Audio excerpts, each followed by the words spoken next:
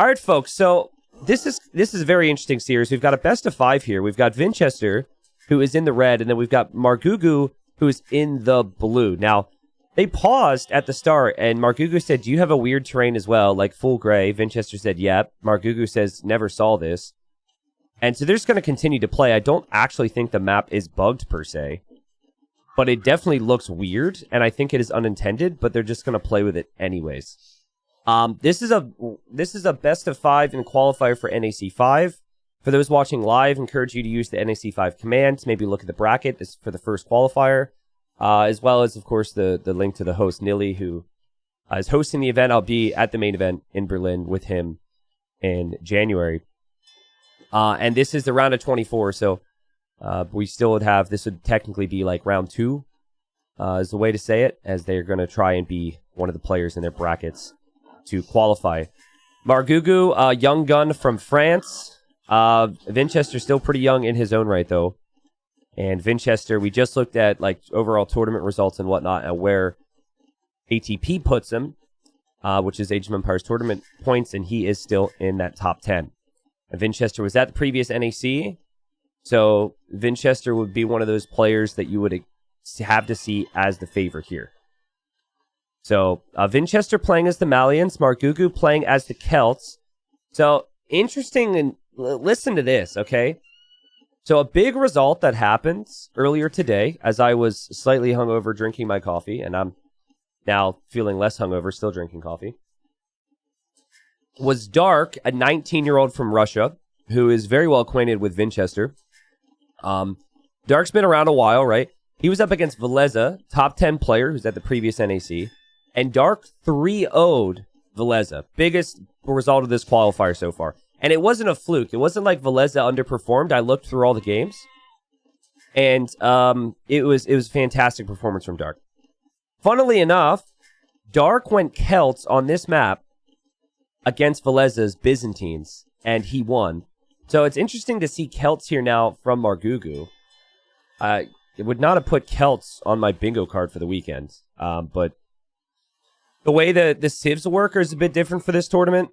There's civilizations are banned even before the maps are picked, which is kind of interesting, and maybe that influences it a bit. But I think for this map, what I've found is the trend is players are just like, this basically becomes a no army in feudal into just a massive fish boom for the most part. Like, that's what this became. And don't cheat, guys. If you didn't see it, don't cheat. If you did see it, please don't cheat.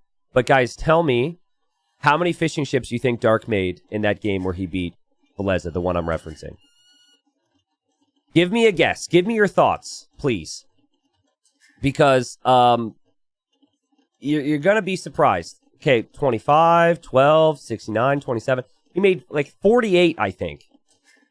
At one point, he had 30 of them on one pond because it's a fish trap meta.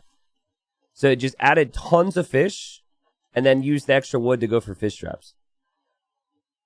So I feel like you can maybe contest the ponds, but from what I've seen so far, this is going to be players expanding to 2 ponds. No one's going to make a barracks.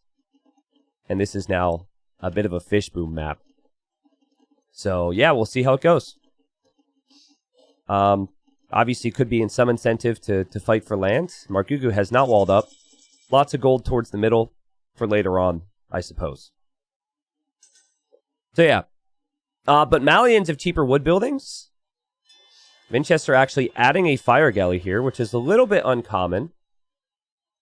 I think a galley would technically be the better approach to deny a dock, but he didn't scout, so fire galley can't deny a dock, depending on where the dock's going up, but still it would give you a nice little lead. Also, you're going to hear the dolphins in the background.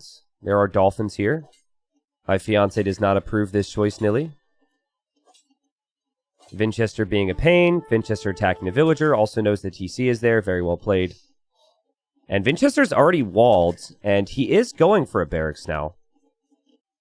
So he could always... I'd like to see an archer range here, in all honesty. It would be very fitting to go archer range, in my opinion. Another fire galley here from Vinch. Very interesting. Meanwhile, Margugu's just like, he's actually got double dock here. And, oh my goodness, has added, oh shoot, you're going to lose your fish trap to a scout. Are you kidding me?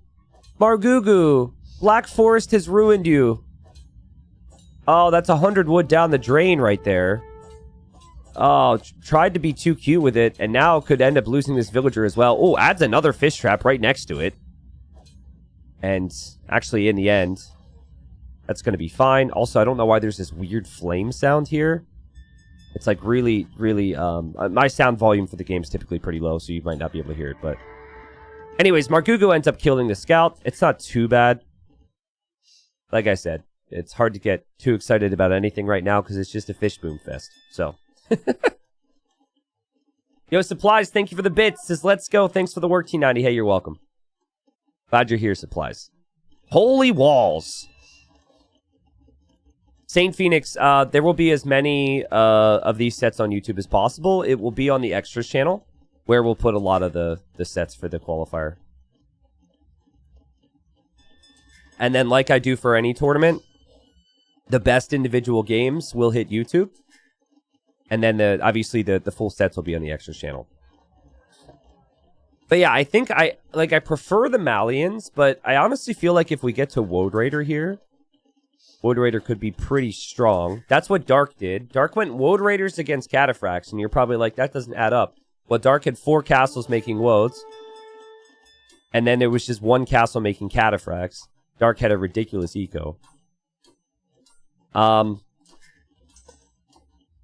Good news for people who want this stat. I'm going to have Res Collected always on screen in, like, I think right after Christmas. That's an update I'm getting.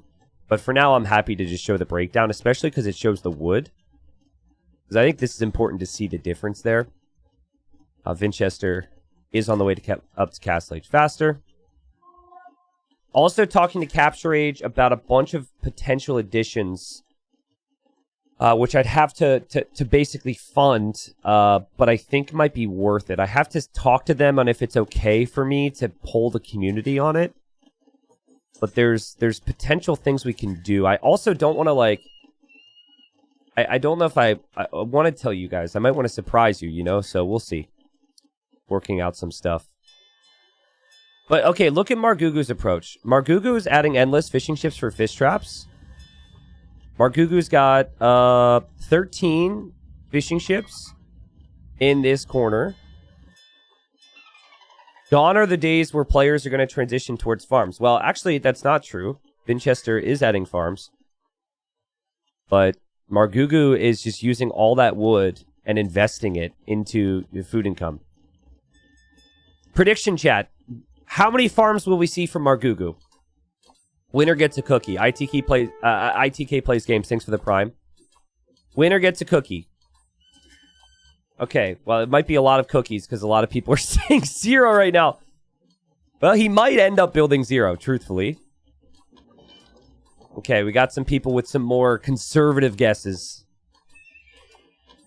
We've got villagers coming forward here from Vinchester to go for a siege push with knights, and scouts from Margou are going to catch this out. What a find from Margou. Both those villagers should be dead. You just block with one of the scouts, and let the other ones attack. Yep, you block. Now this one's going to be the quick wall. You block with the others. Monastery needs to be deleted. 2 villagers dead. The KD's 5-0 right now for Margou. He killed the spearman from Vinchester with his own spearman. He killed the scout, and then he's now killed those 2 villagers. And look at the eco difference because of the fish boom. The thing that's deceiving there is how many of these fishing ships are going to be on fish traps. But right now, he's got a lot of fish traps here. Let's see if I could double-click them. I think he's got 8. He's got 7. And I think the people who said 0 might end up being correct here on the whole farm thing. This is the fish trap era, people. Black Forest started this. It's like slightly disappointing, I think, from... I would have to ask Nilly. I'll cast a little bit with him. I wonder what they were envisioning for the map. I don't think they were envisioning this. I think they were envisioning, like, oh, it's a hybrid map, but also you've got gold towards the middle, so it's going to be, like, some fishing ships, some sneak docks, and, like, some farms, and some archers and knights. It's just as a boom fest. But boomy games can be fun, and I'm oversimplifying it, of course. Rusty, if you go back, if you think about how this broke down, and I'm not trying to be critical, I want you and everybody here, I want your brains to click for the game in an exciting way. Nice house there from Margou, just gets the timing right. So Rusty says that was risky from Vinchester, why not bring a couple spears? Well, he did bring the spears, and they died. But remember, Vinchester had no vision here because he lost his scout. So it looks risky from all visible. But Vinchester probably assumed that Margou wasn't investing a lot into land because he saw fish traps. Or Vinchester probably assumed that, right? And the scout addition there from Margou just paid off wonderfully. It was risky, I agree with you. But not having a scout there is what really hurt him. Yeah, so Margou's kind of going arena style, where you go light cav to contest for monks getting any relics. Obviously, getting relics on a map like this could be super nice. Just because eventually you might run out of gold. Players are going to need to build up towards the middle. But a clear difference in approach here, where we've got like some knight aggression and like farm transition here towards with Vinch. But Margou is still spamming fishing ships. This is pretty insane. Now, again, like, he's about to run out of fish here. So his eco's maybe not going to be quite as efficient. And good luck adding perfect fish traps if you've also got to do everything else. But so far, he's done a good job. He's getting house walls down where he needs to. It does seem like Vinchester's taking a little bit more land control. Like, Vinchester's in a lot of spots. There's a lot happening right now. And it's going to be pikemen for Margou, which makes perfect sense with the Celts. Faster moving infantry. Pikes against knights. Yeah, so I think Margou is in a really good position. Again, res collected, Margou is completely out-booming Vinch when it comes to the wood and the food. And can use that wood and food to go pikes to take control of the gold. Now, eventually, you know, Malians have great gunpowder. They also could go for, like, Gabetto, possibly, which could be really good against Celts, their unique unit. So there are options for Vinch to switch out of this. But Margou can't lose this area because that's his food eco. Like, that is such a big deal. I actually would love to see Vinchester with the Siege Workshop. But he doesn't really have the wood for it just yet. Correct me if I'm wrong, but Margou has to throw for Vinch to have a chance, right? You're way oversimplifying it. Vinchester's got 4 TCs. Vinchester's got good eco setup. Vinchester's got good army momentum. Vinchester's got, you know, good vision in the middle. Knights are still faster than pikes. Lots of things can happen. You still have to play the game. So I am correct. I am saying, not saying you are. Well, no, I'm saying you are wrong. Obviously, I would prefer Margou's position, but Vinchester could get a lot done here potentially with the faster imp and fast chemistry. But now this is certainly, yeah, it just becomes much more difficult for Vinchester right now because the pikemen are out. And I think the priority for both is going to be imp here in a second. TC on the gold, good stuff. The other thing too is, like, if this becomes gunpowder, like full gunpowder from the Malians, what do Celts do, right? If it becomes hand cannon, bombard cannon, you could be in a really tricky spot if you're Celts. But I think, you know, Margou's in a good position here. As the Knights for Vinchester haven't really done much. Well played from Margou. Really well executed. Still, though, doesn't have, like, all the fish traps set up. Needs another house. House goes up. Let's check food collected. It's crazy what the fish trap strategy can do. And then you've got access to gold now. So, I saw Celts in the earlier series. And it was Woad Raiders against Cataphracts, which Cataphracts always win, right? But it was the numbers and momentum from from Dark in that game that ended up working. I think you could have a similar thing here, where it's like, if you had the castle numbers and the Woads with the Trebs, you could just push the position, take the opponent completely off of gold, and be in a great spot. But, you know, Vinch is building a castle in the back. Vinch is making Gabetto, which is great against infantry. We still only have one castle from Margou, and Celts and their eco is strong. But the big question from people always is, what are you going to make with it? Also, I got to turn on market events.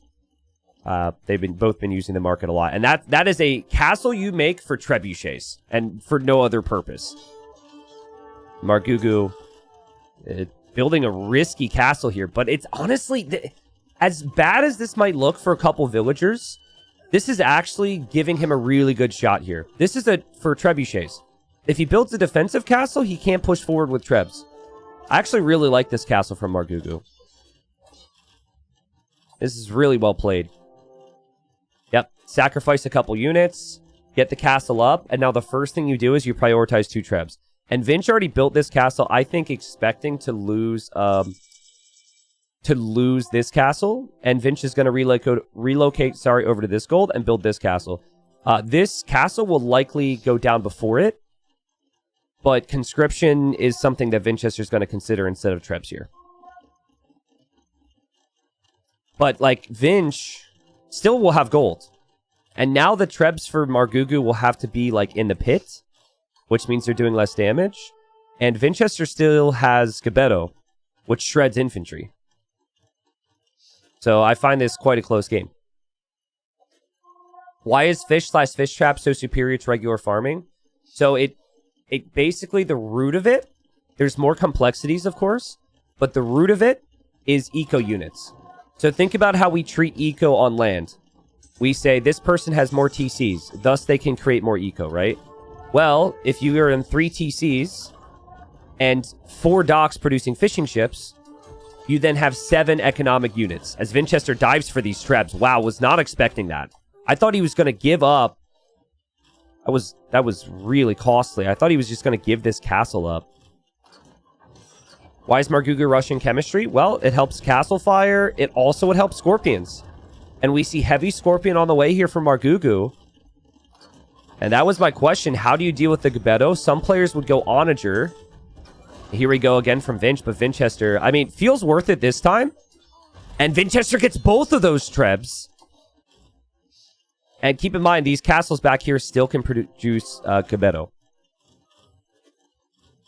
So Margou is, struggling to move out right now with the infantry because of the Gabetto. But now the scorpions are in, people. Celt scorpions. Say goodbye, little ladies. These Gabettos are going to feel some pain from these scorpions. Holy crap. What in the world? Well played. That's such a good call to go scorpion. And Celt Siege fires faster, right? And then you also could see more upgrades on them. I don't know if you could really prioritize Fura Celtica for Scorpions for the extra HP, but it can't hurt. But now Vinchester's going to make bomber cannons. But what Margou has now is Margou has a position to open Vinch up and go raid. And it becomes very tough for Vinch here because Vinch is going to have one army in one spot. I'd like to see Margou split up some Woad Raiders and try and get into the back here. But it's also tricky because you're thinking if I just remove them from this gold, we win the game. So this could be great. Big Tuna says, T90 doesn't know lol. You have 0 travel if you put traps on the dock so they get food fast. That's another aspect, right? But that is not the most important reason why we see fish booming. The most important reason why we see fish booming is because it is another economic building, right? So you can max out your TC efficiency while simultaneously producing more eco units out of docks. That's why fishing is huge. But yes, thank you for explaining the other aspect, lol. Thanks for showing up. Oh, and then, okay, Big Tuna's next message. Red can't win, lol, he should quit. Okay, alright. Alright, so. Thanks, Big Tuna, for the wisdom. And that scares me right back to Facebook with messages like that. Bomber Cannon gets sniped, and Margou's going to be happy to do that, right? Sacrificing a lot of infantry here. Losing a lot of infantry, and ideally, though, you're losing the infantry to kill the Bomber Cannons was kind of my point. And that was not the prettiest engagement ever for Margou. And now the Gabettos have a little bit more confidence to move forward. And more trebs go down, and, you know, Margou still hasn't broken Vinch. Gold still being mined. And the Gebetto are very strong anytime infantry gets close. That was an awful engagement for Margou. He had such a big numbers advantage. I think, you know, Classic, he's looking at something else there. Sometimes when you're ahead, you figure just patrol in, make more army. Especially because this is kind of messy right now. But this is what I want to see from Margou right now. You're almost fully popped. I want to see you send those woads into this eco. And then, like, the Scorpions can stay and wait for more Woad Raiders. Now, if you can't make more Woad Raiders easily, because his food's not really floating, maybe that's something you don't feel comfortable doing. But even just, like, 5 Woad Raiders into the back there, because Vinch doesn't have a castle. But it's a focus on the middle style of map.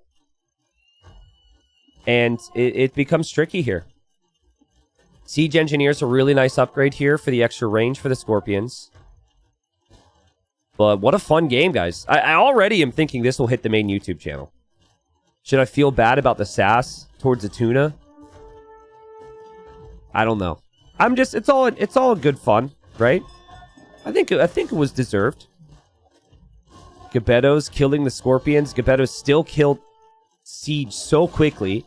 It's just they're frail. And Vinchester seems happy to sacrifice these things every once in a while. You know, Vinchester's at a spot where Vinchester could maybe tech switch into some light cav at some point. A nice find there from Margou. You see what I mean, though? You split up the woads. It could find some great damage. And then there's damage there. Sorry I missed this. But that's what I was talking about. But Vinchester's been able to get a castle up in that spot now, which makes raids less valuable. Still no fletching for the castles. Still no ballistics. So woads could run past the castles in theory a lot easier. And it was a fish boomy start. And we see Cavalier now for Vinchester. I actually really like this. The light cav suggestion that I brought up, that is more of a standard game type of thing where you have limited gold supply. Going for a higher value unit like Cavalier isn't something you'd see on maps where they didn't have big chunks of gold. People like to save their gold. Anyone remember the Veleza Viper series from... I think it was Warlords? I believe it was... Yeah, it was Warlords on Gold Rush, where Veleza had 7k gold, and because he was going light cav instead of Cavalier. Anyways. That's another example. If you saw that, you probably are feeling pain that I brought it up. Elite Woad Raider in for Margou now. He didn't have it before. And that obviously played a role in some of the poor fights. 14 attack for the Elite Woads now. That's just the base attack. So that's the base of attack of a Paladin. But I mean, the Gebettos are no slouches. These things have 13 attack. And we see Farimba now for Vinchester. And Vinchester's Bombard Cannons, like 2 Bombard Cannons, threaten 18 Scorpions. So it's this is a bit of an issue right now for Margou. And it felt like the strat's so good for Margou, but Vinchester's showing his class and just hanging in here, guys. Again, we've got a top 10 talent. This is in a qualifier for an event that Vinchester has qualified to in the past. And Margou's kind of that next-gen player, right? One of a few, and you guys probably followed him a lot in TTL, and if you've been following the pro scene, have seen more and more from him. I really want to check Res Collected right now. Another Scorpion bites the dust. The Woad Raiders have to close in. There's no answer to those Bomber Cannons. Unless you sacrifice all the Woads for it. And is it worth it? I'd say that's worth it. Cavalier isn't coming out yet, but I like the fact that Vinchester isn't going to commit to them and make them until all the upgrades were in preemptively. It's a bit interesting. But they're going to be fully upgraded. And now finally Margou trying to use his mobility a bit more with the Woads. Finding some damage here, finding some damage here. Using the mobility and the speed of them. And I would like to even see this side pressured a little bit. Obviously, hard for Margou to look there. Vinchester loses a bunch of villagers here on the gold. These 2 Bombard Cannons are pretty much all Vinchester has remaining here. And Vinchester's Gebettos have gone down there as well, and Margou is fully pushing the middle. If Margou had Trebs right now, Margou might consider pushing one of these castles. We've got Woad Raiders in the back. Cavalier chasing that down. Over the last couple minutes, though, Margou has killed 60 more villagers. It was 20 to 20 eco KD for a bit. It's now 83 to 26 for the Frenchman. As we're going to see Halb now. I mean, makes sense. Your infantry civ. You see the Cavalier. You can consider Halb. And this is well played from Margou. And like now, like he's basically using the side attacks to set up that final blow in the middle. Vinchester's down to 110 pop. I think Margou might take this one. Crazy what those Wood Raiders have done. I don't think the Gabettos have traded poorly in this game. It's just that you need the castles to produce them. They take a while to produce. And Margou's been able to be in a bunch of different locations here. This is sick. How's the fish boom looking? Dang, man. 27 fishing ships all on fish traps here. He's got 18 fishing ships. 5 of them are not on fish traps here. But and how many farms? Okay, there are some farms. We have to go back to people's guesses. We've got 10. I remember a bunch of people said 7. I think Margou is missing that finishing blow. But I don't think Margou realizes how much damage he did to Vinchester right there. And look, the Woads are just good enough. Bomber cannons are not cheap. Boom. That's worth it. Also, it looks like Margou is going to get a relic here, potentially. Halb's come over to push the Cavalier away. Nice job, Margou. And, like, Vinch is trying to reboom now. Like, he's not in a position to push. Thankfully, though, he's still on gold. I think if you have 68 on gold, you should maybe be buying stone. What do you guys think about that? Buy stone and place more castles. Like a castle here at the very least to protect you, but also to give you a launching pad for the next attack would be really nice.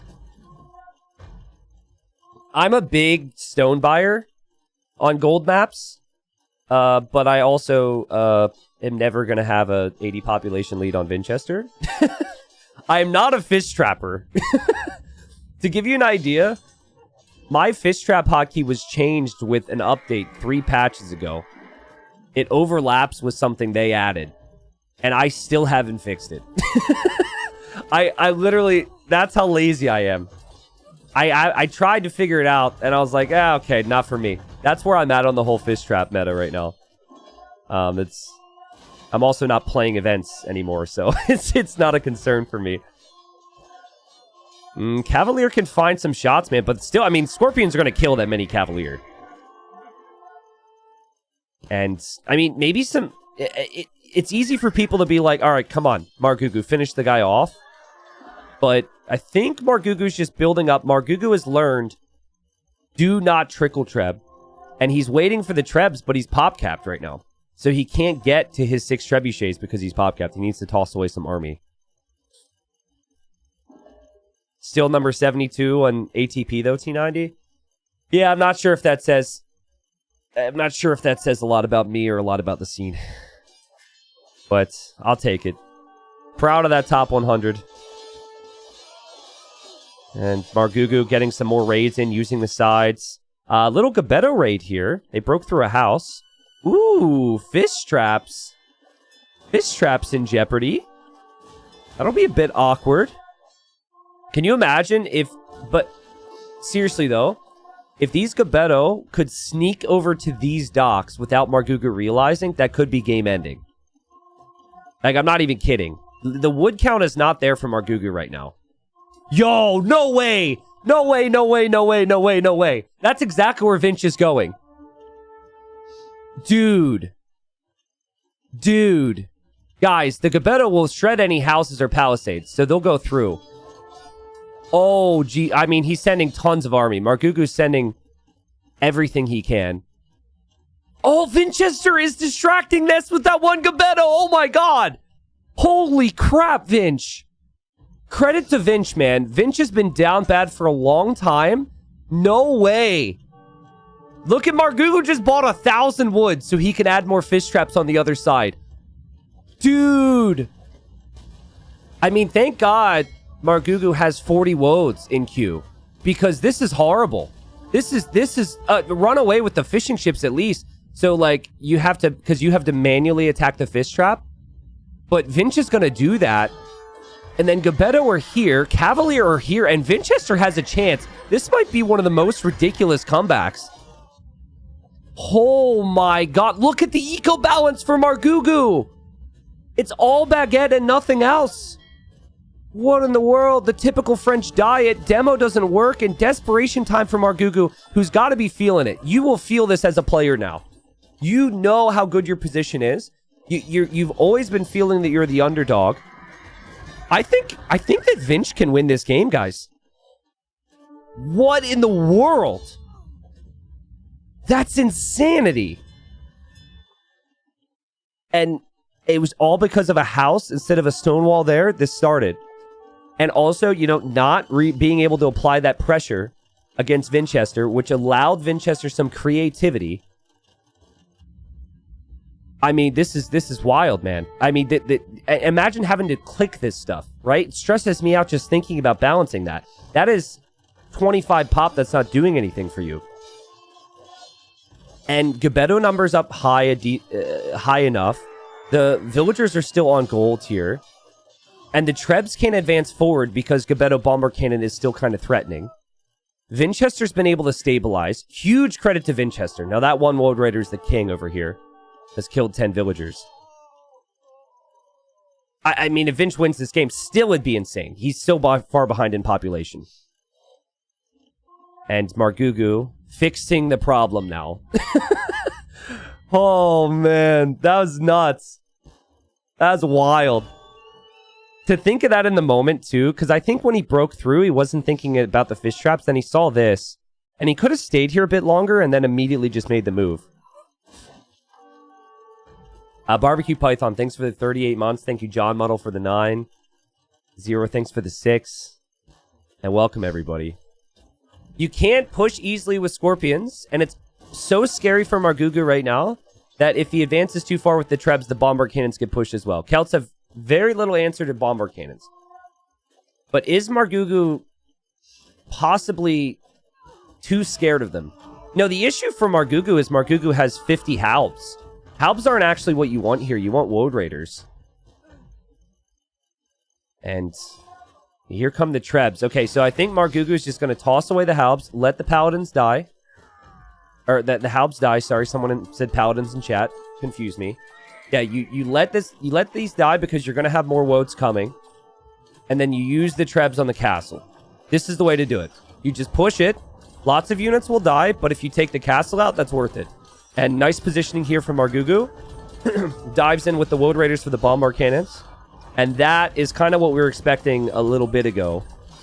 Now, Scorpions are kind of out of position. Gabetto's dive for the Trebs. Castle's being repaired. But the Celt Trebs get the job done, and the Gabettos go down. And now there's no castle in the middle for Vinch. And Vinchester only has one castle to produce Gabetto out of. And the GG's called. What a game. That was a really good game. I think, like, this is a game that Vinchester should have been so much more dead in. And Vinchester did everything that he did to survive. And, you know, I hope people on YouTube are excited to watch this whole series as well, because that was a really nice level from both.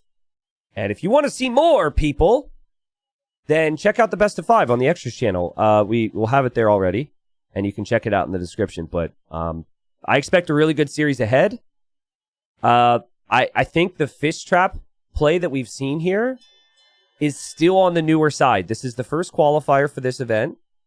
Again, this morning I saw Dark do it, and then I'm sure Margou saw that, and you know, maybe Margou prepped it. Margou, Dark are kind of at that same level, right? They're both younger. They're both like maybe ranked between like the 18 to 26 mark in the world. And so maybe they trained together or something. But either way, Margou's fish trap play was crazy. And collected a lot of resources in this game. But use the Celt Wood bonus specifically for the fish traps. And Celts are also not a civ that I foresee to be very strong on other maps. So if you can get Celts to work here, it's really nice for a civ draft. Because it's probably a much later pick. And then you can win against a very early pick. which I'm sure Malians was, because Malians are kind of good everywhere right now. So, White Knight says they're both in Fox, so they probably train together, right? That's true. Actually, they recently joined the same team, so it's very possible at the very least they exchanged strategies and trained. Good point. All right, folks. So game number 2, Vinchester lost the first game, and we've got Mayans for Vinch, and it is now Byzantines for Margou. Now, this is maybe a bit of old thinking. I don't know how recently we've seen this, but back before, like, there was a whole bunch of DLCs, and Mayans was really common. We actually saw Byzantines picked more than anything as kind of a counter to Mezzo. Byzantines were seen as really strong against Mayans and Aztecs. So, if you think about what Mayans are good at, they're good at 2 things, right? They're good with their eco, but it's eagles and archers, right? And the Byzantines have cheap skirmishers for the archers, and then they also have cataphract against potential eagles. So basically, just purely on unit options alone, if the Byzantines don't die, cataphract skirmisher cannot be countered by Mayans. It is impossible. Mayans do not have units even close to handling that. Now, this map is actually harder to get to a castle than most. You've only got stone in these little 2-tile areas, and all your stone and gold is beyond this rock area, which cannot be walled on. As is the berries, by the way. So, it's still a matchup where I feel like the Mayans will play out very smoothly, and as long as Vinchester's able to get some damage done early, I think Mayans should be fine. This is the number 1 pick for Vinchester, though. So, game 1, Vinchester goes down with his number 2 pick, the Malians. And I think even more interesting is the fact that he lost to the very last pick from Margou, so that was huge. If Vinchester were to lose here, Vinchester would be down 2 games and without his top 2 civilizations in the draft, which would be really bad. So, that would be amazing for Margou. We'll see what happens here.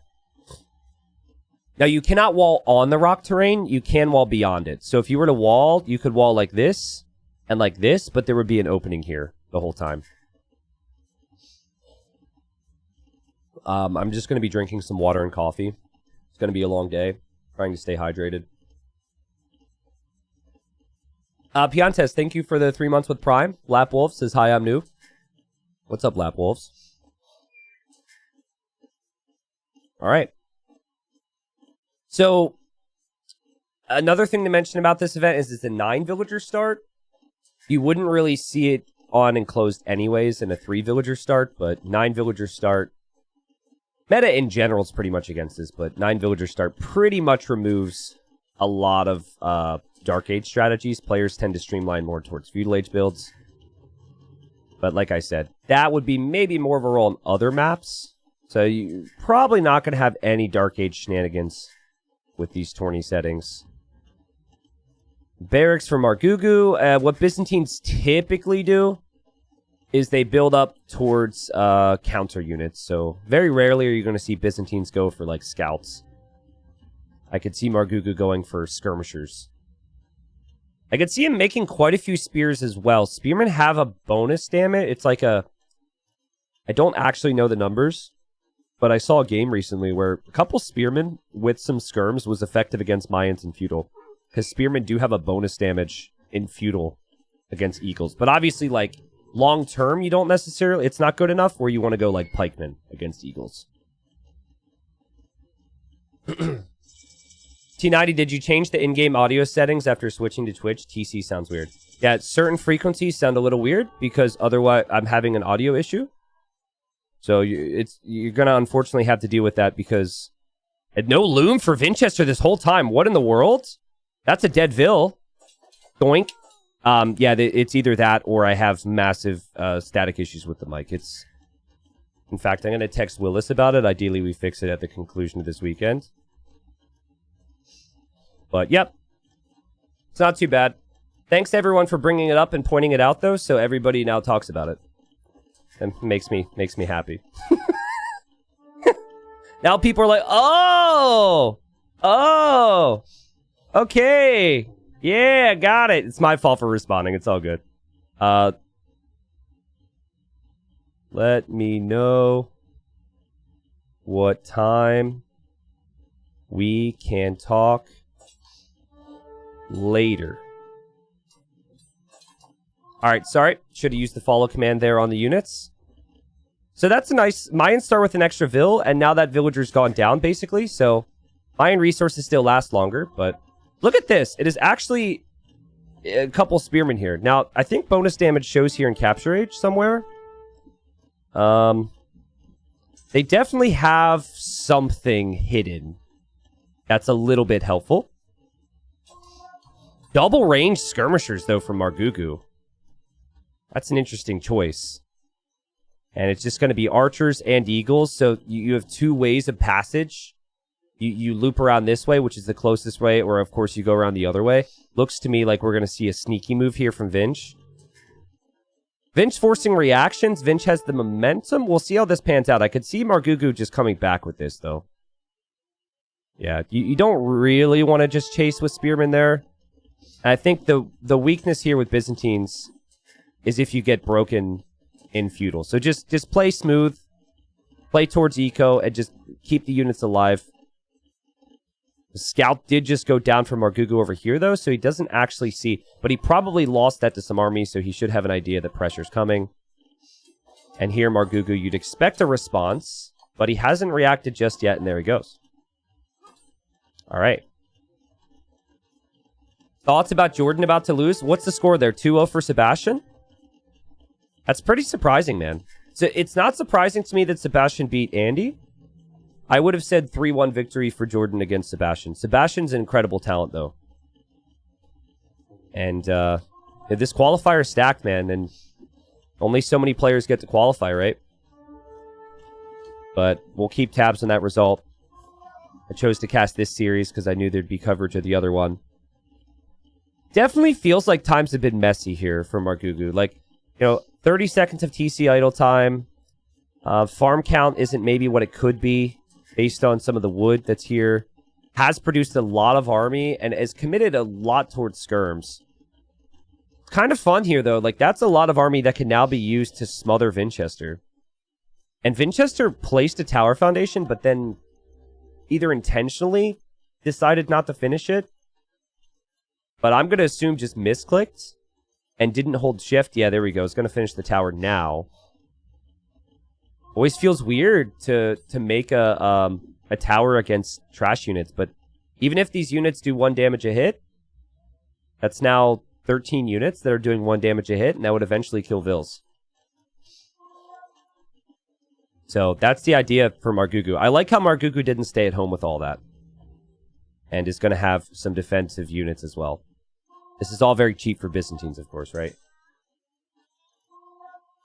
It's 2-1 right now for Sebastian. I mean, I would have to see the maps in the draft, but I still say there's a pretty good shot for Jordan, unless you guys are seeing the game.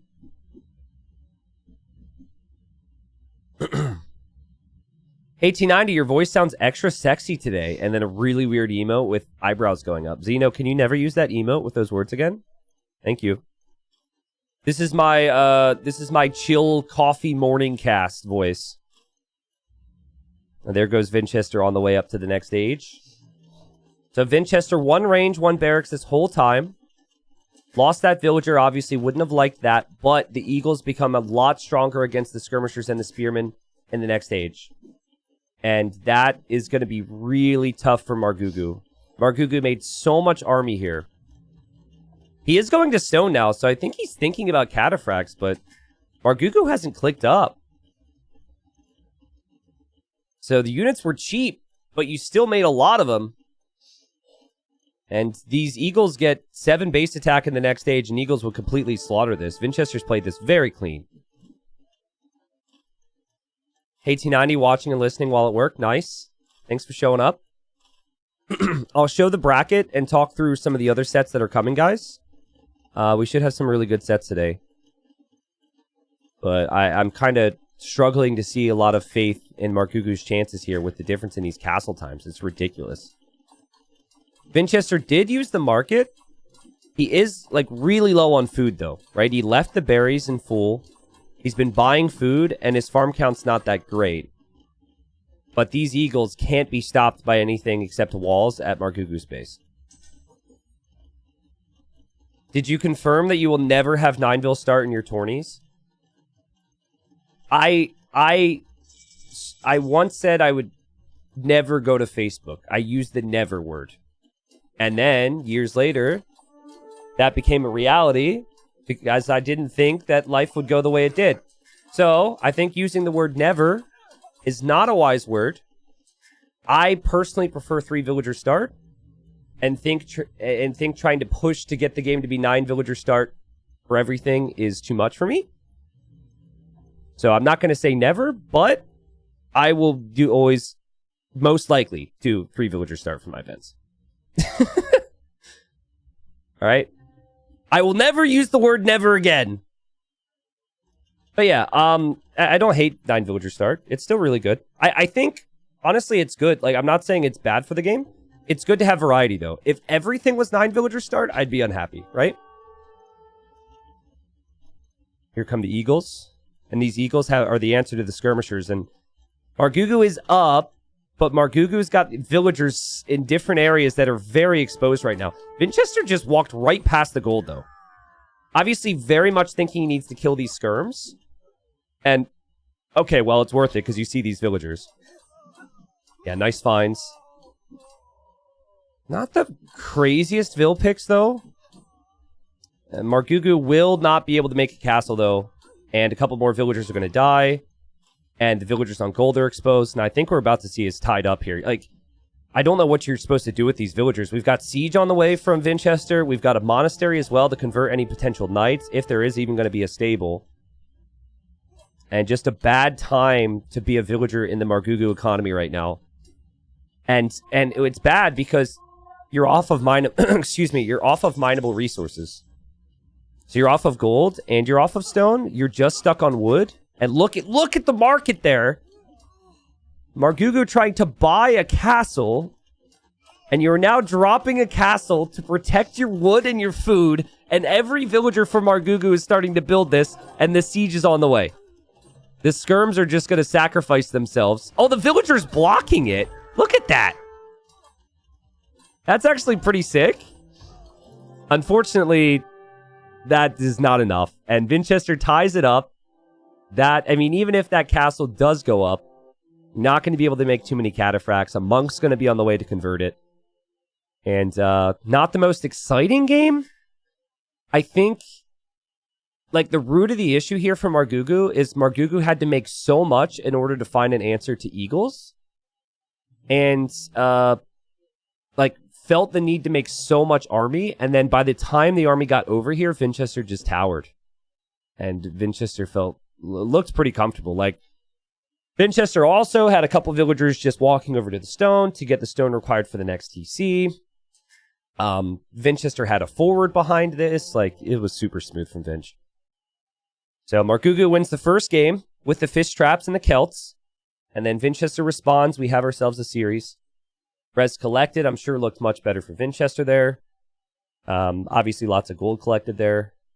And the Eagles paid off. So no Byzantine. Margou wanted to go cataphract skirmisher, but wasn't able to get to that comp in time. All right, so game number 3, Vinchester. Here in the red, playing as the Slavs. So somebody wanted Boyars, and now we've got the Slavs. Catching up to live time here. The map is called... I haven't said this yet. Oh, Doc is denied. Oh, that is huge here. That is huge on a hybrid map. Doc denied here at 40% by Margou.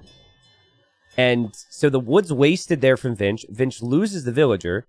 And now Margou has a dock and with a second fishing ship on the way. So huge. Anyways, the map... I haven't practiced. I don't even know how it's pronounced. Let's see. Langanati? That's probably around the same lines of what it should be. Langanati here. I do understand how the map plays out, though. So you've got the fish in the middle, right? So it is 3 fish in the middle. And then there's shore fish around. So you can dock and then still take the shore fish, which is kind of fun. So this is a fun area to have. You do have a little bit of gold. So it's 4 tiles around your TC. You also have the berries, which could make a civ like Frank's be good, for example. But the other thing, and this would really annoy me if I had to play this map, is I don't think you can farm around the TC easily because of these rocks. Can someone tell me if I'm right on that? I actually don't know. I'm just assuming that. Actually, I come to think of it, I did see games earlier, and I thought there were farms over that. So don't quote me on that. Stone is spread around where the wood line is, but the big chunks of gold you have to chop through. So, like, if you want safe wood villagers, you want to go to the outside, but if you want the long-term gold, you could build the lumber camp here. So it's kind of fun. I really like this map. I like this map because it's like, there's lots of variety in resources you can take, and how you can play the map. But there's pros and cons to everything, and those are my favorite types of maps. I don't know how to describe that beyond saying pros and con maps. A lot of people would say hybrid, but that's not necessarily what I mean. So it is probably less of a hybrid map than, you know, other maps that have water could be. Scout and Feudal Age here for Margou, and Margugu's going to get the kill on Vinchester's Scout. So now Vinchester's kind of in the dark, and Vinchester's still a bit away from the next age. But I think that most games I have seen, we've seen lots of Spearmen, and we've seen lots of Scouts, which is probably why we've seen Vinchester go for the Slavs here. And a lot of people here with our internet points gambling and betting on Margou after that start. I love to see that. That was funny. T90, could you beat Nilly in a 1v1 on NAC maps? What are the settings? Best of 5? Best of 3? Best of 7? Can I win one game? Can I win the series? What's the question? Worker B, thank you for the prime. So scouts are going to be coming out. So you're obviously behind right now pretty massively if you're Vinch. You don't have any fish. You have no way to contest the fish. Res collected is going to be insane for Margou. This is an amazing opportunity for Margou here. This is snowballed very quickly. But, you know, there's no way for Vinchester to take additional damage right now, and there is way for Margou to take additional damage because of how Margou is setting up the eco. And Margou's been housed a couple times, I noticed. So Vinchester doesn't need to keep any army at home and can move out. And if Vinchester looks here, could find some villager picks. How does Margou have 55 gold? I'm guessing Margou collected gold from one of the gold mines and walked back home with it. I'm not sure. Oh, no, being Persians. Persians have a bonus where you get 5 gold from every kill with your cavalry. So actually, Vinchester should have deleted his scout. You guys agree with me on the delete thing, right? If you're surely going to lose a unit in that circumstance, you should delete your unit. Last time I said this to Dave, Dave was like, no, you can't delete. Seriously. You're going to lose a bad fight, your army gets trapped against knights? You should delete them. I don't know. 5 gold from a single unit makes no difference. It makes 5 gold difference. 5 gold is 5 gold. Stonks, baby. Like, okay, let me give you another scenario, okay? Let's say you have 4 archers.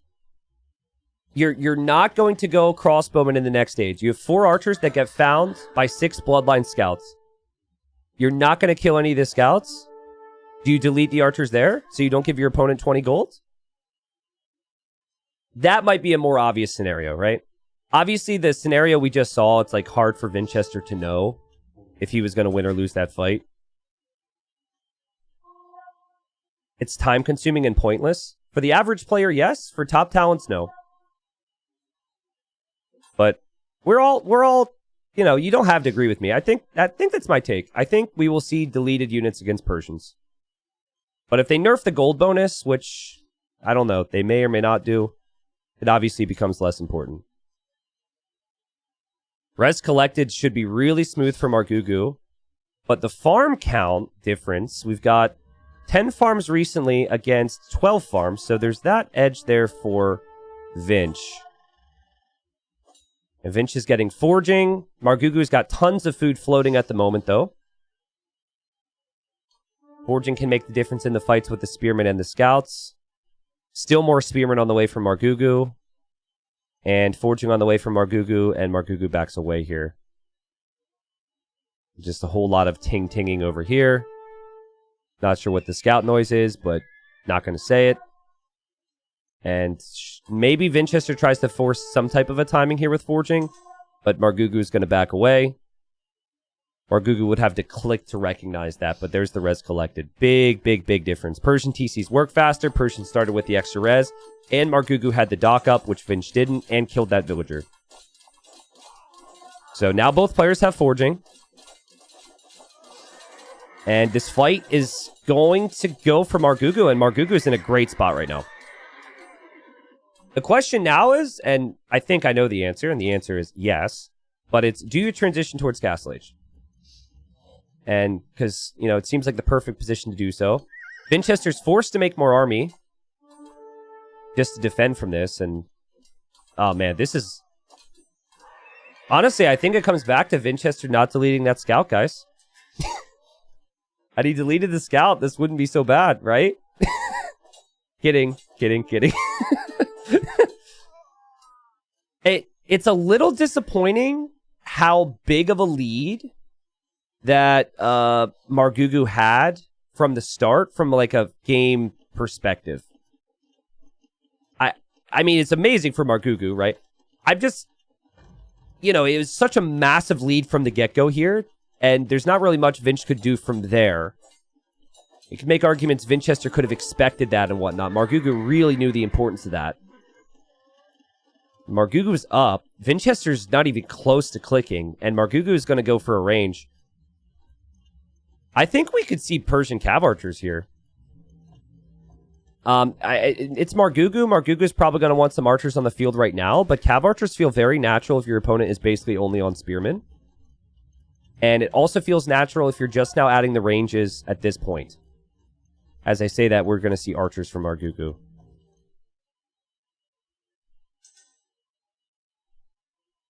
Can someone tell me the score in Jordan Sebastian, please? Did that series end, or is it still going?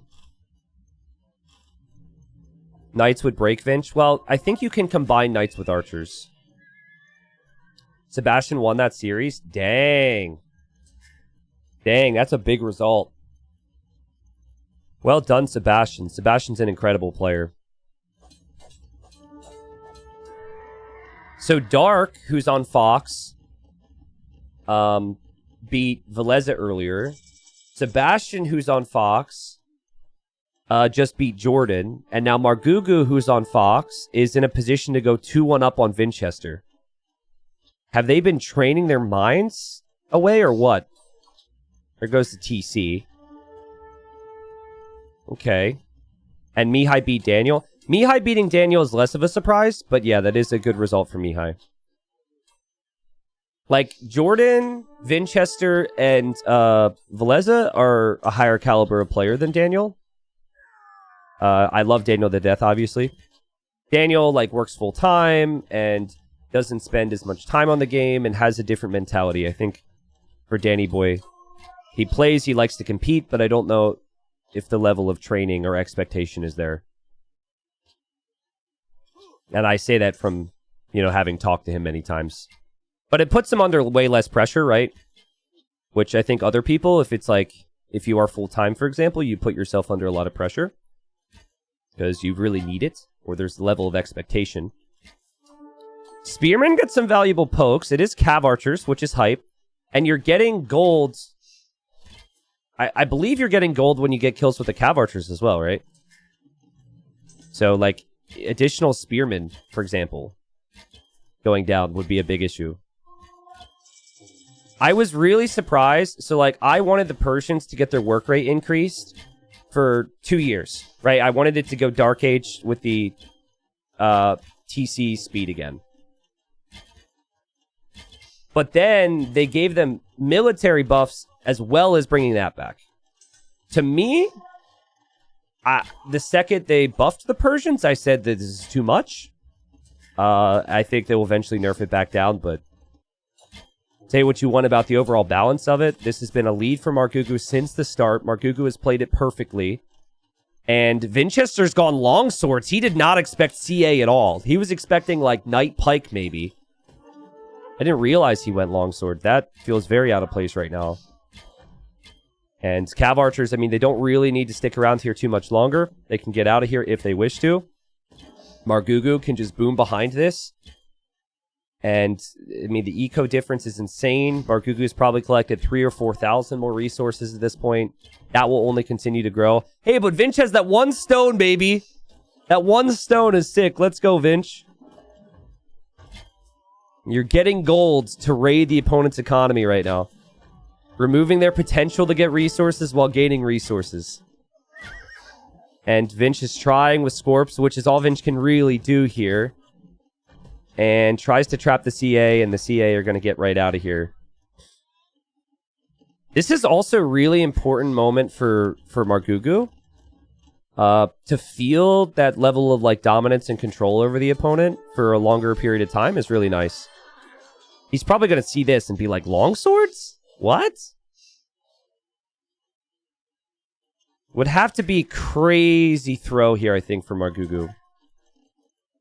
Because, like, in a closer game, you say that Scorpion Monk could maybe do something, because then the Scorpions hit the Cav Archers, and then if the Knights go in to kill the Scorpions, that the Monks are there. But Vinch doesn't really have that step. Vinch still has the longswords. So yeah. Longswords could maybe get into the woodline or something. 3 TCs for Margou. The TCs are working faster, like we said. The eco upgrades are perfect for Margou. Chopping through to the gold here, which Vinchester is not. Patrolling on this gold, which Vinchester is not. And this is the counterattack that we've been waiting for, people. Let's hype it up. Let's go. Let's go. You could be anywhere on the internet right now. But you are here. There they go. Attacking another house.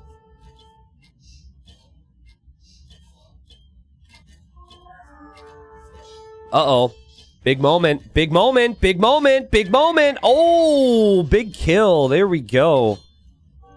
I have to check the handbook. Maybe it says something like if you kill a Cav Archer with longswords, you get a win? Maybe that's part of the tactic here? And Cav Archers run away? Oh, wow. 3 more longswords attacking a house. Also, yes, plus 15 gold for Margou because of the longsword raid. Now, if you're Vinch on the flip side of this, you probably know you're completely dead, but you play it out, and you kind of, like, remove all emotions from this loss in the game, instead of, like, in the lobby when you're setting up the next one.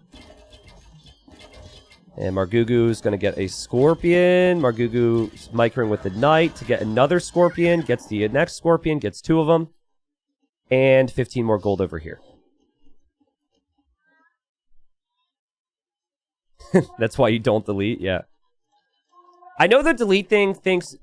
Like, someone said earlier, the delete thing is excessive and it takes too much micro. But, like, there's a lot of things these days that certain players are able to do, which is, like, super excessive in terms of nerdiness and micro, right? Like, if Viper can quick wall a villager against 15 knights, Viper can delete a unit that's surely going to die in a fight, right? So it is something, if it's in the game where someone receives gold for getting a kill... It is something that I think is within the player's best interest. Like, we used to have players delete mangonels because they could tell... That's a big shot. Because they could tell that they were going to get the direct hit when firing uphill, back when the hill thing was there. So, you know, things to think about. I don't know. Listen, when it starts to happen, just know that I brought it up, all right? But like I said, I think... I forget exactly what's in the pup build right now for the new patch, and I don't know if they'll push forward everything that's in the pup build. But I know that the devs are going to nerf Persians in some capacity. So Knight switch should be really strong here. There's not many monks, and the Knight upgrades will be enough against the longswords. And it's mainly Siege that Vinchester's been relying on in defense. And so the Knights here are the meat shields.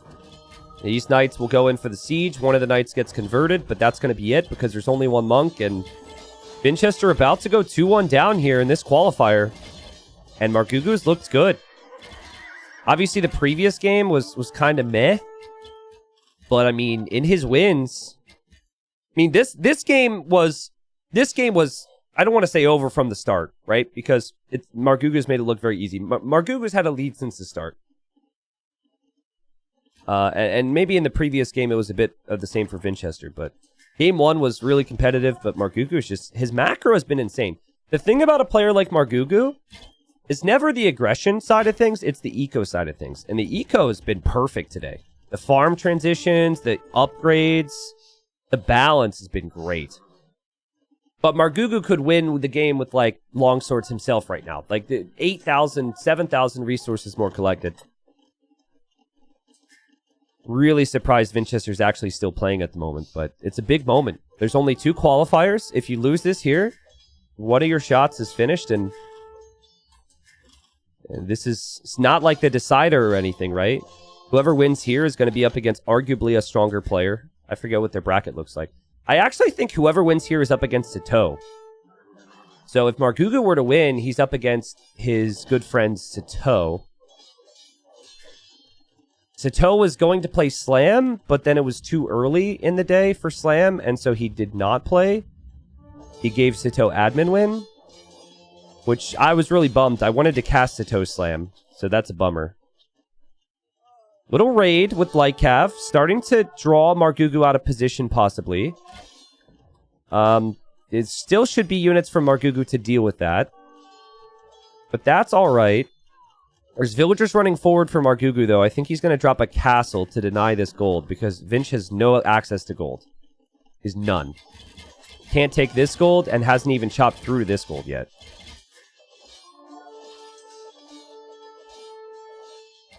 Yeah, that's true. I wouldn't have casted Sato Slam because it would have been 7 a.m. for me. So, wait, what time were they supposed to play? If they were supposed to play at 7 a.m. my time, that's insane for Slam. It would have been 4 a.m. for him. Can you tell me in GMT what time they were supposed to play?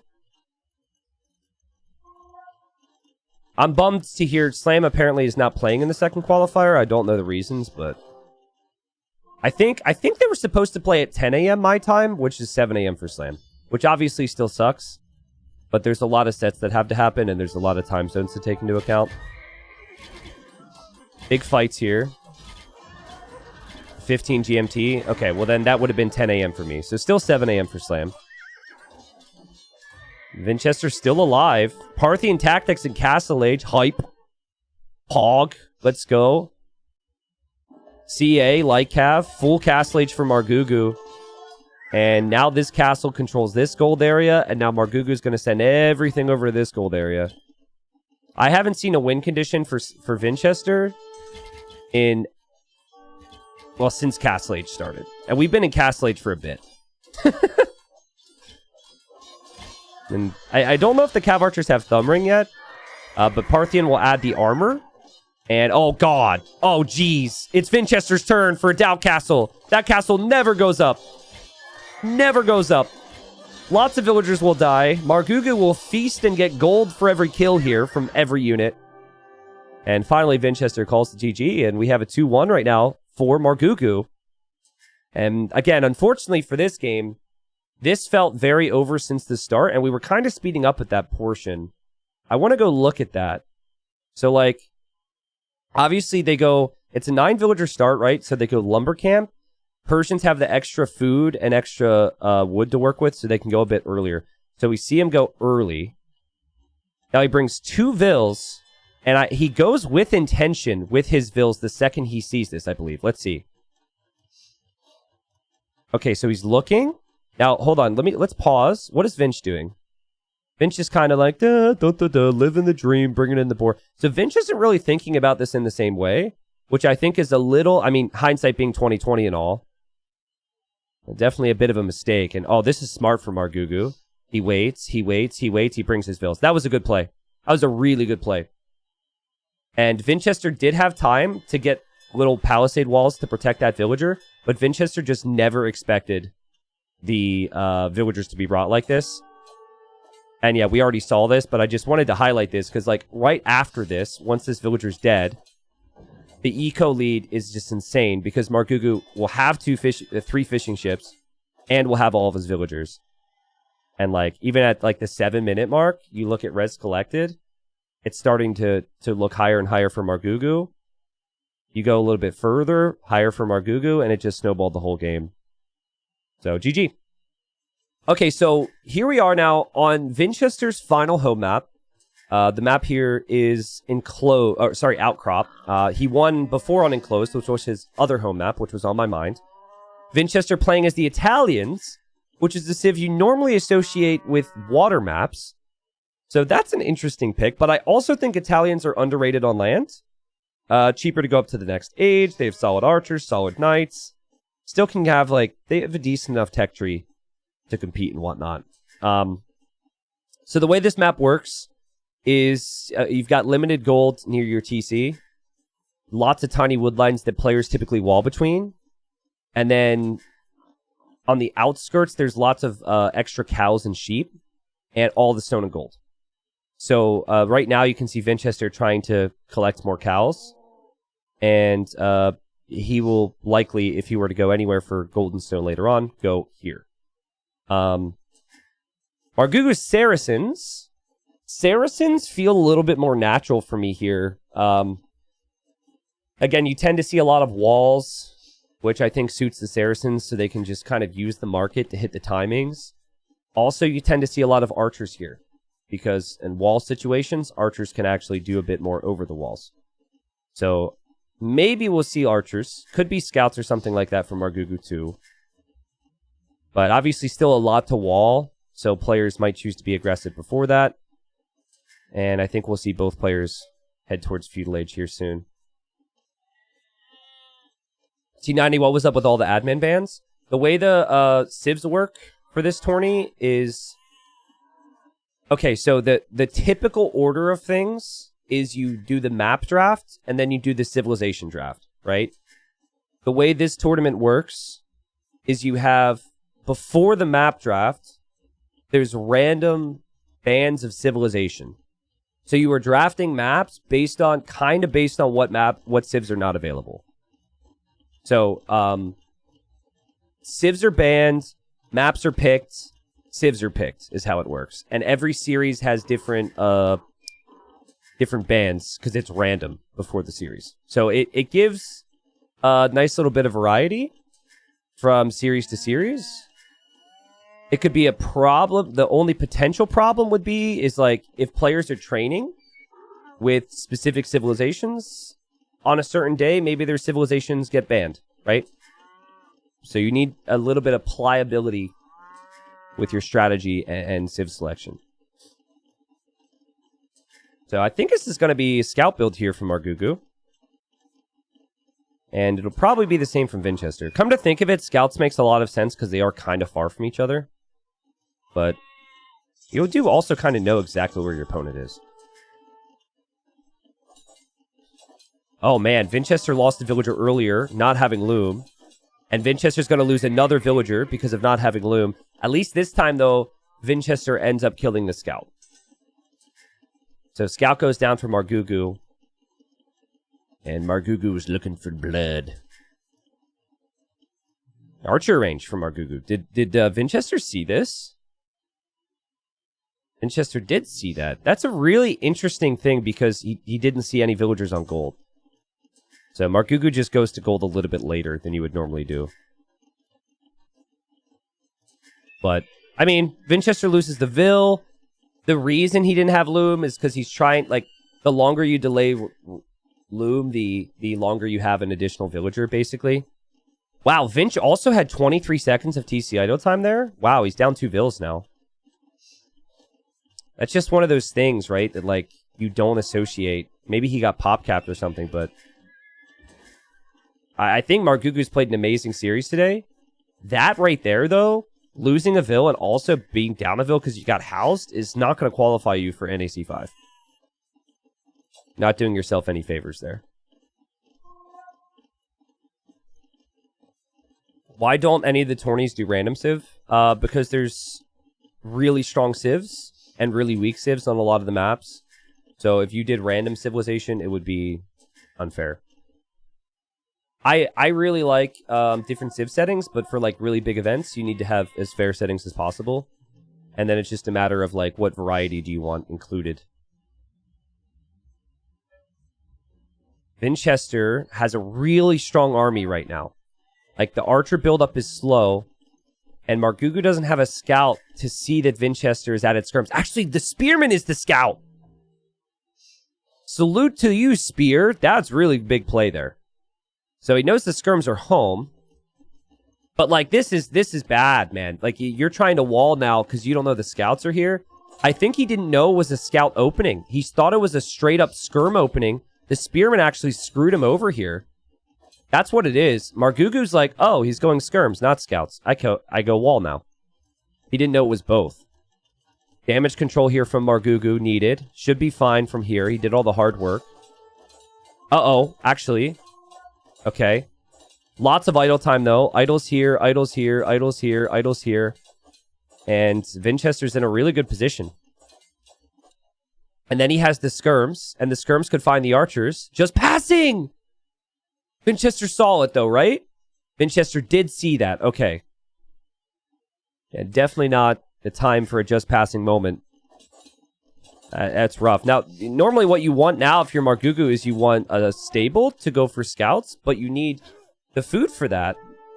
And I'm not really seeing it. Like, I think the extra cows from Vinchester actually saved him so much here. Look, he only has 4 farms. He's still on cows. Still has a cow. And Margou is having a cow, but that's like... what I mean by that is throwing a fit. I don't know how many people know that phrase. But, like, in the U.S. growing up, maybe it's because I grew up around farms. But if you were, like... if you were throwing a fit, your parents would be like, don't throw a cow. Or don't have a cow. I forget, was it throw a cow or have a cow? Something cow. Anyways, this is a big problem here still for Margou. The skirmishers can answer everything here. Don't have a cow? That is so weird, actually. I feel bad for anyone ever trying to learn English. Don't have a cow? What is that? What does that say about cows? Cows are thick? Well, yeah, but it still doesn't explain the phrase. Florida has changed you, T90? What do you mean? What does that have to do with Florida? It is kind of weird. I think that's fun. Some of the phrases we just get used to. Castle Age on the way for Vinchester. Oh my goodness. He didn't even use the market for that. He is kind of walled up. Now, could be in a rough spot because Margou is going to have scouts and archers, and scouts and archers could definitely push this back, but Margou has not clicked up yet. And let's so res collected. Resources collected is ahead for Margou, but look at the difference in food. So the eco side of things really good for Vinchester here. Obviously, though, being Saracens, Margou could stabilize things with the market. And the downside of Skirm Scout is in early Castle Age, it's not really the type of army that you can immediately counterattack well with. Idioms from any language make no sense for non-native speaker. That's fair. That's fair. I just don't know other languages, right? So I don't know many other idioms, but that makes sense.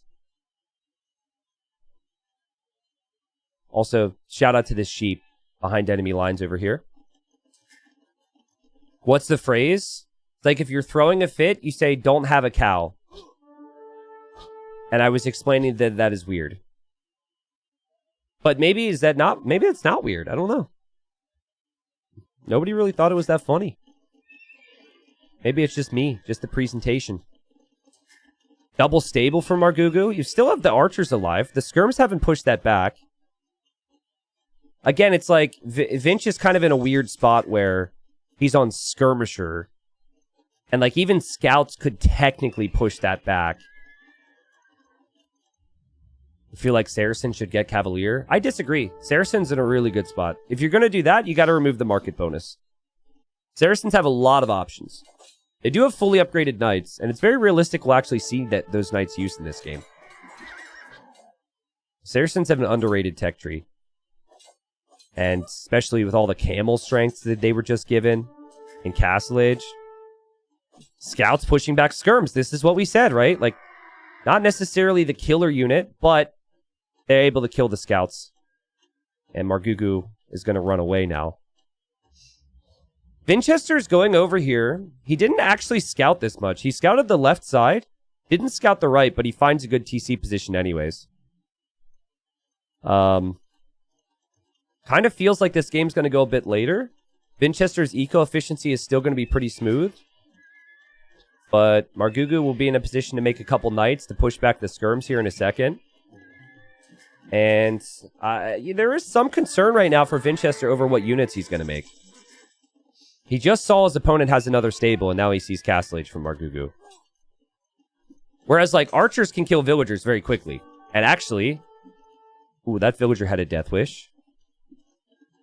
Anytime you have any eco-balance problems with the Saracens, you just rely on that market. It's a cheaper market. It's got better market rates. Super stonks when we're talking about the Saracens here. You guys want to hear another phrase? Now, this isn't for, like, all Americans or English speakers. This is something that I think is very specific to where I grew up. So, guys, if your parents were to tell you to clean your room when growing up, what would they have said? But beyond clean your room, if they said anything else, what would they have said? I think some people will know this.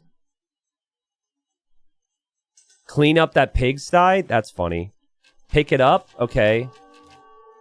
Yeah, okay. Yo, that's bull said it. Red up your room. My dad would say, go red up your room. Red. That's super weird, right?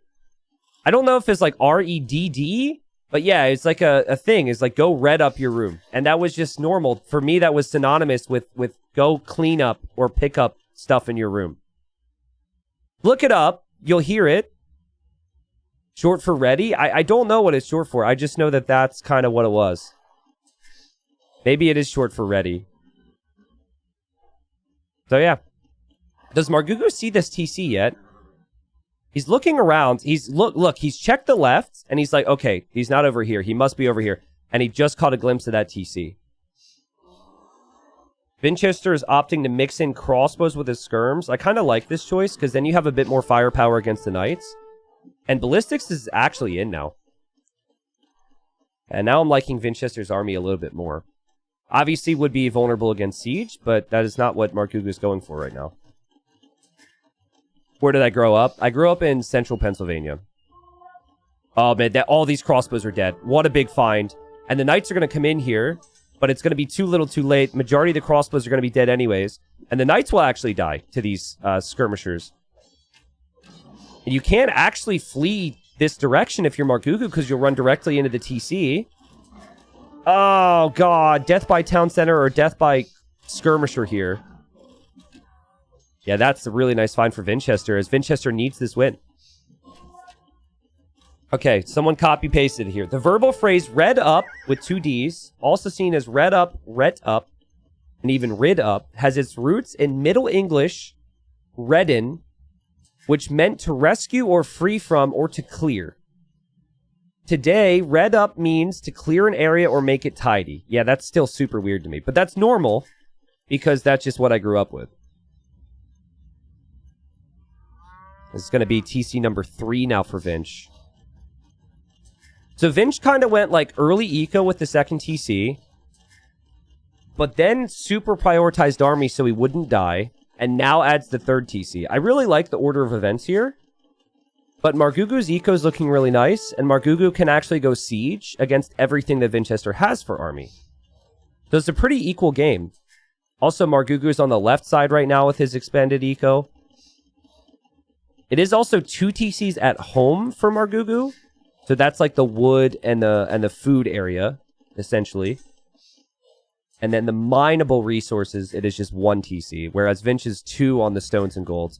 I actually think I prefer to have Margou set up.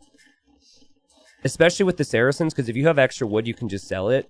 But like, there's a very good chance that Vinchester is going to have like almost too much on gold and too little on food, in theory. But then again, he's got a lot of vills here, so I don't know. Kind of tricky. It could go either way here. Pittsburgh has the weirdest vernacular. Yins is the grossest word. I agree yins is a gross word. But I have friends who are from Pittsburgh, and it just feels natural when they say it. I was not Amish, people. Okay? I happen to live close to the Amish. And yes, they had the best farmers market and the best fishing spots. And my parents would buy their furniture there. Okay? But that does not make me Amish. Just clarifying. I think the fact that I'm clarifying is going to make you doubt me. I'm not Amish. All right? Listen, just because I had to, pedal underneath the PC to get power to play Age of Empires does not mean I was Amish. All right? Just because I churned butter at 4 a.m. every night doesn't mean I was... I'm kidding. The last two things is a lie. Vinchester's had some great damage here. And just wants to get the Mangonel and split micro. Goes for the repair villager. Brings in the knight. And this is all setting up some good eco behind for Vinchester. But Margou clears it up. Army count for Vinchester, 6. But he's going to click up to Imp here soon. Ooh, boy. 4 archer ranges at home, too. He'll recover with numbers pretty quickly. And it's cheaper to go Imp. It's cheaper to go up to every age. This is why I said Italians are pretty nice. Oh, he's just forgot a second building here, though. So that's going to delay this time a little bit. And it will be 2 Mangonels and quite a few knights for Margou soon. Did you ever do a barn raising, T90? No, I did not. I did see one once when I was a kid. We were driving through Amish country and we saw construction of a barn. You guys want to hear something kind of funny? You promise not to laugh at me, right? Sure, you guys would never. Okay, so on that whole topic, so I had Age of Empires friend visit Smarthy, who's one of the mods. She hasn't been around the channel for a long time. Basically, we're trying to do like a American age meetup, and we tried to get like Dave and a bunch of other people in. The only person who committed was Smarthy. So Smarthy and I, like, when she visited, and we went to a concert with Spring, who's a pro player, doesn't play too much. I got to give her the Central PA experience. Hang out with Spring and go to Hershey Park, right? Oh, and the game is paused right now. This is good, because that's story time. They're pausing so I can complete my story. So, my parents thought we were in a relationship because it was a girl that visited, and they didn't understand the whole internet thing yet. Oh my god, Margou! Story needs to be paused! Story is paused! Story is paused! That castle, Margou, between 2 TCs! That is a commitment, and I don't think it's gonna work. Nope. I mean, if the siege was here, the siege was elsewhere, and I think got picked off by that knight. Oh, there's this. Let's see. Does this knight have a kill? Yeah, this knight killed the other Mangonel. I mean, the idea was there where if it's +2 on the knights with Mangonels, you might actually be able to get that castle up, but now the castle's denied. Now you don't have a castle, and Vinchester's still on the way to Imp, and Vinchester is in the driver's seat. I did not pick my time for stories wisely here, but I'll finish it in a moment, because I think Margou is going to be finished in a moment. Margou will see Imp, and he's got more villagers coming here. The crossbows aren't in position to stop the castle, though. If the castle actually goes up, this could be good. Ooh, Vinchester's going to drop gates around it! Yeah, build the castle now, you fool! Yeah, this is bad. This is really bad for Margou here. 53% castle. The castle will go up for Vinch, and Vinch completes it. All right, so 2-2 here. What a series. We go to game 5 next. The key here for me was that Vinchester just had better army control the whole way through. I felt like Margou never really had control. There was very good flow and balance to everything Vinchester did this game. The timings was smooth. The most critical point I really had was when Vinchester struggled in early feudal, but there was a chance there for Margou. Okay, so to finish my story, right? So, like, there's this amusement park where, so Smarthy and I go to the amusement park. We also go to a concert with our friend Spring. And then she's, like, about to go home. My parents are being weird. I lived with my parents at the time, and they, like, thought we were in a relationship, even though I told them we weren't, right? So, Smarthy's about to go home, and we're friends and all that, but, like, she saw a lot of Central PI already. My dad goes, so when are you going to come back to her? And I'm like, oh. And she goes, she's a very dry individual, and she goes, I don't think I will. And my dad goes, not kidding. My dad goes, oh, but if you come back, you can go see the Amish. And I'm like, Dad, that's so embarrassing. It's not a zoo. You don't, like, go and be like, ooh, look at the Amish and, like, point and look at them. It's like, it's so disrespectful. And he was like, no, it's cool. You know, they're really I'm like, oh my God. And then, yeah, obviously she never came back to Pennsylvania, but you totally do that though. Yeah, but the way he said it was weird. Also, huh? What? Look at this. Look at the res collected, people. That's crazy. I don't know if I've ever seen them collect the exact same amount of all resources. Or is that a bug? I don't know. That it's probably not a bug. It's capture age. Capture age captures everything. Look at that. Screenshot it. Clip it, people. 24,371. I don't know. Maybe that's a sign for us. Does that mean anything? Should we look for that number on a calendar? Good stuff. Ooh, fun stuff. All right, folks. So, serious mode, right? Obviously got a little story-oriented there near the tail end of the previous game. But big moment here for Margou and for Vinchester. There's 2 qualifiers for NAC 5. This is obviously one of them. The loser will be out. And they want to take their opportunity while they can, and both have played amazing today. This is the home map for Margou, which explains the civilization setup as well. He's got Dravidians on a map where there's really solid water options. The map is Marsh Madness, and you've got marsh that extends through the middle, so there's potential to get value from your navy here. But more than anything, you're probably just going to use the water on the outside. Other aspects of the map would be this is unwallable terrain. I've noticed there's a lot of that in this map pool. I believe that is the case anyways. It would only make sense. It's a play on words with March Madness and marshes, but also Land Madness. Or Land Madness, sorry. Which is a map where you can't wall there. And I personally think Dravidians also match up very nicely against a civ like Aztecs. Aztecs go Eagles and Archers. Dravidians have faster firing skirmishers and really good infantry. So they could go long swordsmen against the Eagle play. But Aztecs still are really solid with monks and eagles. Their land eco is still really solid too.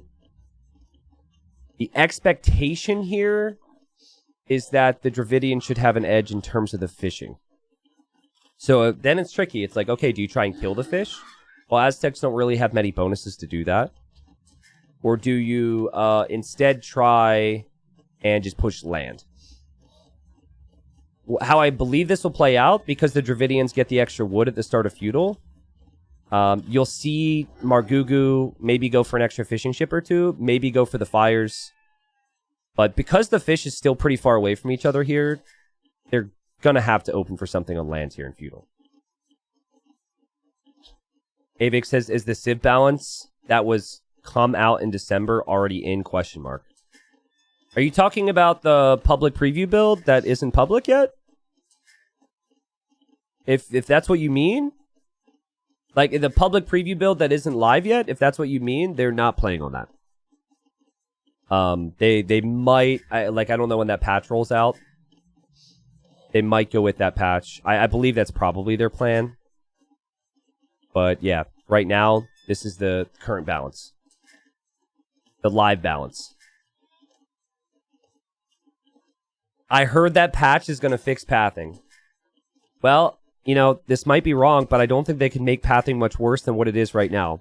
It is genuinely shocking. And it's especially worrying because not only did they, like... I know that they've said in a lot of patches that, like, oh, pathing's improved, and then it didn't really get better. But, like, if I'm not wrong, they added, like, a little bit of an extra blurb about it. At least I heard behind the scenes how positive they were about the pathing that we have now.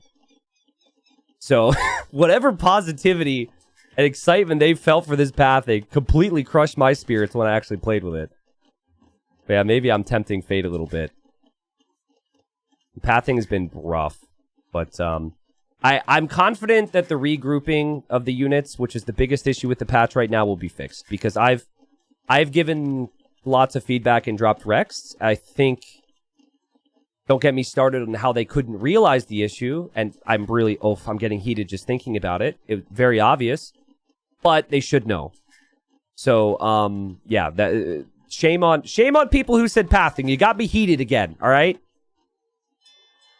The 4 fishing ships on the back. Against 4 fishing ships on the back. We've got the barracks now from Vinch. This looks like Archer Eagle to me, if anything. We've got 2 militia from Margou coming forward. It is cheaper to go for Man-at-Arms. Maybe there's a weird world where we could see Man-at-Arms on 2 militia, but it just feels like the classic frush. The French drush.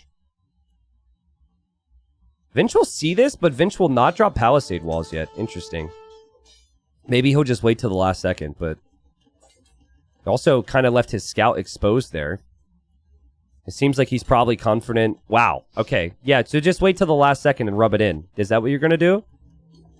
You know, game 5, big important qualifier here. Guy drops it right next to the army there. A lot of crazy things could have happened there. Archers are here to defend from this, plus the walls. We see the second dock from the Dravidian player. Both players added the 5th fishing ship. This will help Margou with efficiency long-term as well with the food. Whereas, like, long-term fishing right now for Vinchester, which is not great. And actually, if Dravidians go long-term with their fish, they also carry more with their fishing ships. So it's like, Dravidian's super smooth here, like we said.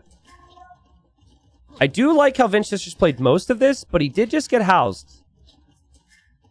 I did see MBL in my chat right when Vinchester got housed, so I'm not sure if that problem spread directly into Vinchester's game through my Twitch chat. But nice to see you, MBL. Best of luck later, bro. I believe in you. Eagles are being masked this whole time. And those eagles could be really effective in key moments if Margou makes skirms. I'm really not seeing a lot of army from Margou on land. He's got 2 archers, but I guess it's like, you know, he can't really produce out of the barracks anymore. And that's, you know, that's what's crazy about the Aztecs. It's like you could justify producing eagles and archers and skirms the whole time. So you've got the extra land production right now. So the fires are going to make their way. I mean, it's very defensive from Margou. He should be forcing some level of aggression here, I would say. And what happened here? Margou leaving this woodline. So Margou leaving that woodline, expecting pressure there, only to get pressured to where the villagers have shown up anyways. This seems like dicey moments right now for Margou. And, you know, it's not necessarily mistakes from him, right? It's just the pressure coming in from Vinch. And the pressure of the moment, right? Margou is the underdog. He started off with a wonderful victory here. Can he cool his head? And can he stop Vinchester from snowballing? So far, he's okay. Vinchester actually didn't even get fletching here. Whereas Margou is got fletching for the archers and is getting armor now. It almost feels like Vinchester just wants to almost like bait a reaction and then go Castle Age. Which is not that uncommon with the Aztecs. Army gets found. Again, Margou's probably like, crap, I was headed this way, and then he went that way. But this army is still pretty strong. Again, Vinch still has no upgrades. Vinch will maybe see that. See the double armor. Or sorry, not the double armor, but see the armor. See the fletching, and think he can go up to Castle Age faster now. The fires from Margou have patrolled into a house. Which sucks for the person who lives there, but they're on vacation anyways. And they're getting a brand new one, it seems. There's going to be fire galleys coming now for Vinchester to defend his fish. And you see what I mean with the food count right now. Bigger investment here from Margou in terms of upgrades. And this should allow Vinchester to have a Castle Age window to do damage. And we have a pause. Hopefully they're not having lag issues. I like how Vinch was able to squeeze out a couple more fishing ships and how he's going to have the timing and defense. It actually will be awkward, though. You still have a fire galley coming this way. Here, Vinchester needs to repair. And Margou is going to have 10 fishing ships behind this. And Margou will still have a couple minutes where his ranged army is pretty strong. He will lose this fire. And he will potentially lose this fire as well. We'll see. But still, it's not like the fishing ships are exactly fishing efficiently right now. And ranged units chasing. Actually, a fire galley on the little crossing there with the beautiful little sign and the pots. Nice touch. I'm not sure who left the pots there. Whose pots are those, man? Well, they're not all pots. But it's nice touch. Range units getting into the wood line. Vinchester built a tower, but he built the tower on the gold. Still no fletching. Margou normally is a massive nerd with range units. I feel like this is a moment where he could potentially be using that. But he wants to click up to Castle Age. He goes home for that. And, wow, he has a really reasonable Castle Age time. Well done. Uses the market. Doesn't actually sell his stone too, which is nice for TCs later on. With a little bit more wood choppage here. We will see enough space for a TC on the wood line. And now we have supplies coming in for Margou. But this is what I mean about Dravidians. Right? You're worried about eagles. You have the cheaper barrack technologies. And you can go longsword. And then you have skirm. Like, skirm longsword is really tough for the Aztecs. On paper, of course. Aztec eagles can still outmaneuver everything. Res collected here should be pretty good for Margou. Margou's collected more wood and food. Obviously hasn't had as much on gold. Isn't as gold reliant as the Aztecs. I love this play so much from Margou. Man, this player has expanded his game knowledge so much. Like, this is not something we would have seen from Margou last year, I think. Adding the additional fish, expanding to bring fishing ships down here, still prioritizing a healthy balance of like land and water is so good. But eagles are coming here. Eagles now get 7 attack. And man, if Vinchester had just gone to that wood line. Vinchester trying to be sneaky and loop around, but Man-at-Arms should be able to get some decent hits here. But they are still just Man-at-Arms. Quick walls are needed. Quick walls are good enough there. Can house wall and palisade this one too if you're Margou.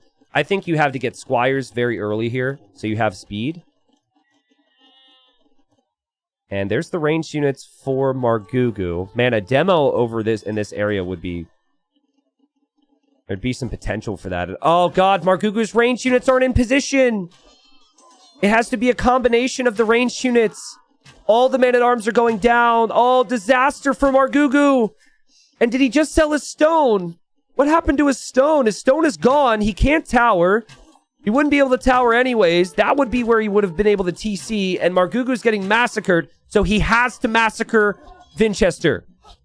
And he is. Now, he doesn't have crossbow on the way, which really hurts. But he does have Bodcanero at least. But, oh, man.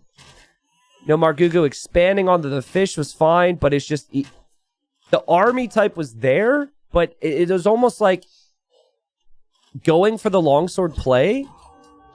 kind of set him back with the ranged units and with his frame of mind.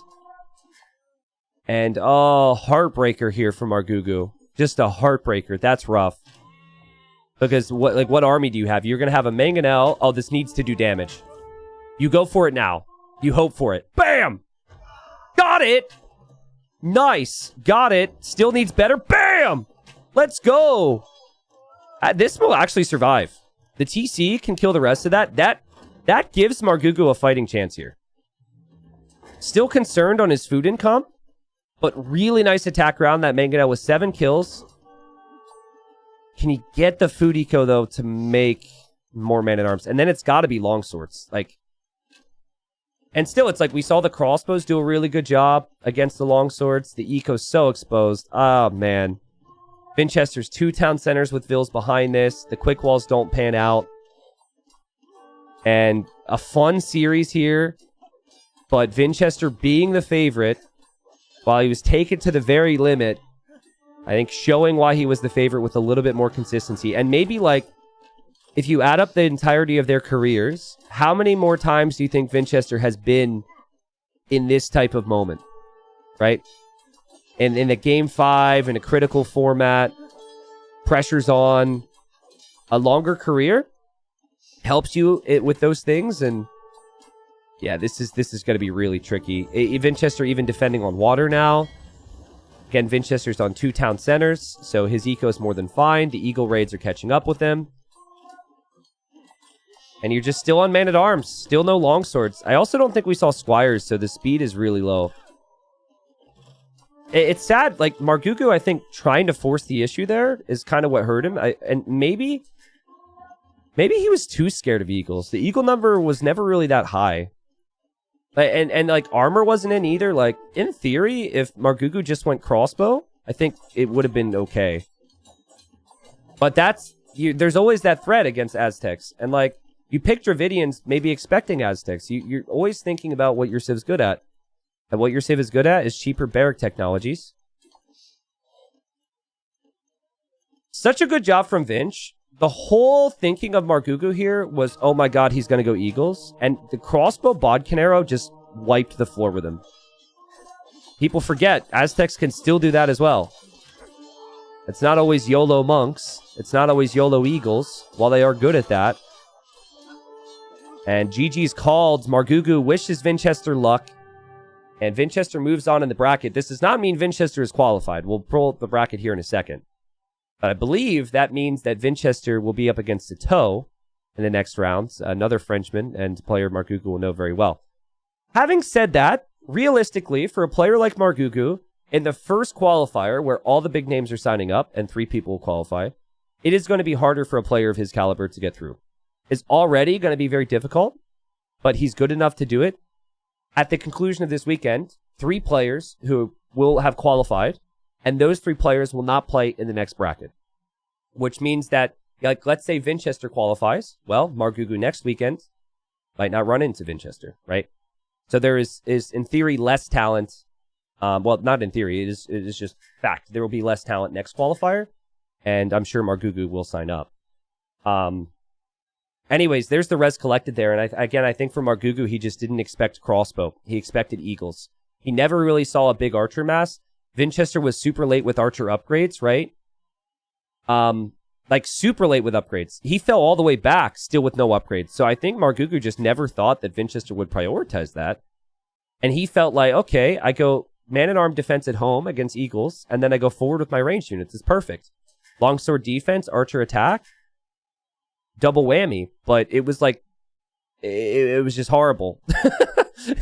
And, you can kind of see what he was hoping to do, but it felt like the resources were rather thin for it as well. So, GG, well played Vinchester. Happy to see him get the win. Let's look now at the brackets. People on extras are going to really want to know what's happening here.